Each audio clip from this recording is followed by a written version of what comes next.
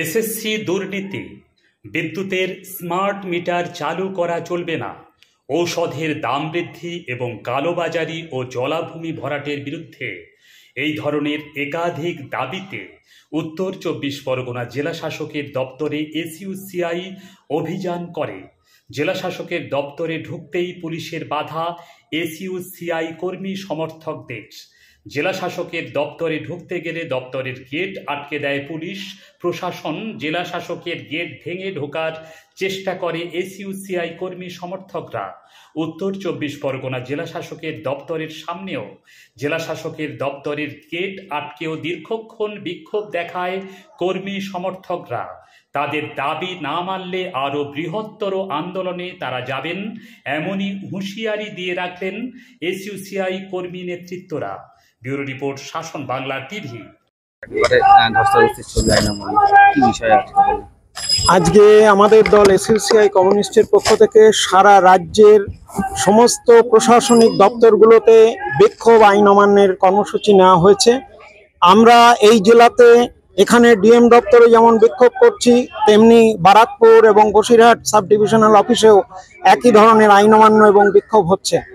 আমাদের অন্যতম দাবি, আপনারা লক্ষ্য করেছেন যে ওষুধের যে পরিমাণে দাম বেড়েছে, তাতে নিম্নবিত্ত মধ্যবিত্ত প্রত্যেকেরই ওষুধ প্রয়োজন, ভয়াবহ সমস্যায় তারা পড়েছেন।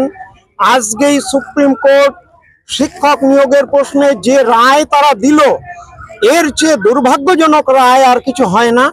মানে যারা অন্যায়ের সঙ্গে যুক্ত, যারা দুর্নীতির মাধ্যমে চাকরি পেয়েছে তাদের কথা আলাদা, কিন্তু যারা যোগ্যতার সঙ্গে চাকরি পেয়েছে তাদের চাকরি বাতিল করা হলো, এটা কোনো মতেই মেনে নেওয়া যায় না। এবং এই অবস্থার জন্য সম্পূর্ণ দায়িত্ব রাজ্য সরকারের।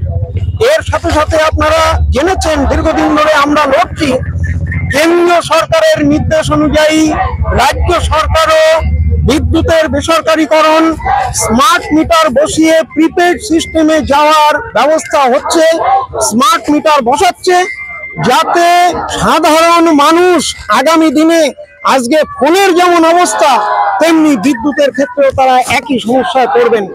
কৃষকের যা পরিস্থিতি, গ্রাম বাংলায় আপনারা গেলে বুঝবেন, সারের ভয়াবহ কালোবাজারি, সার, বীজ, কীটনাশক, জল, এই চারটে প্রধান উপকরণের যেভাবে দাম বেড়েছে, ফসলের দাম তারা পাচ্ছে না। ফলে কৃষক সুইসাইড করছে নানা জায়গায়। এবং এ ব্যাপারে আমাদের দেশের প্রশাসন বা রাজনৈতিক কর্তা যারা যেখানে ক্ষমতায় আছে, তাদের কিন্তু কোনো হেলদোল নেই। ফলে দ্রব্যমূল্য বৃদ্ধির পরিস্থিতি ভয়াবহ।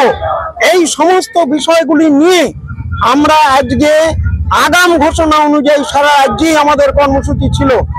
আমরা লক্ষ্য করছি অবাধ ন্যায় বিচার আমরা পাইনি, দীর্ঘদিন ধরে লড়াই চলছে। এবং খুবই দুঃখের কথা, কেন্দ্রীয় সরকার, রাজ্য সরকার, কোর্ট, সিবিআই একটা যেন চক্র, যৌথ চক্র গড়ে উঠেছে। এই চক্রের মাধ্যমে আজও অবাধ ন্যায় বিচারের দাবি প্রতিষ্ঠিত হলো না। ফলে গ্রামে বাংলা সারা ভারতবর্ষেই মায়েদের, বোনেদের ইজ্জত, তার জীবন আজকে ভয়াবহ দুর্বিষহ অবস্থায় পড়েছে। ফলে এর বিরুদ্ধে আমাদের লড়াই চলবে। এই লড়াইয়ের অঙ্গ হিসেবেই আজকে ডিএম দপ্তরে আমাদের আইন অমান্যের কর্মসূচি। এই আমাদের ধারাবাহিক আন্দোলনের অঙ্গ হিসেবেই এই আইন অমান্য, আমাদের ধারাবাহিক আন্দোলন চলবে।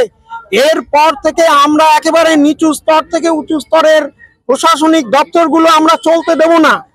আমরা শুধু আমাদের দলের কর্মীরা শুধু না, কারণ গ্রাম বাংলার সাধারণ মানুষ কিন্তু ক্ষিপ্ত এবং ক্ষুব্ধ হয়ে আছে। কেন্দ্রীয় সরকার এবং রাজ্য সরকারে যারা ক্ষমতায় আছে, তারা পুঁজিপতি শ্রেণীর স্বার্থে এটা করছে। জনগণ যখন ক্ষিপ্ত, তখন ধর্মের ভিত্তিতে মানুষের মধ্যে ভেদাভেদ, বিভেদ তৈরির যে চক্রান্ত চলছে, আমাদের এর বিরুদ্ধে লড়াই আছে।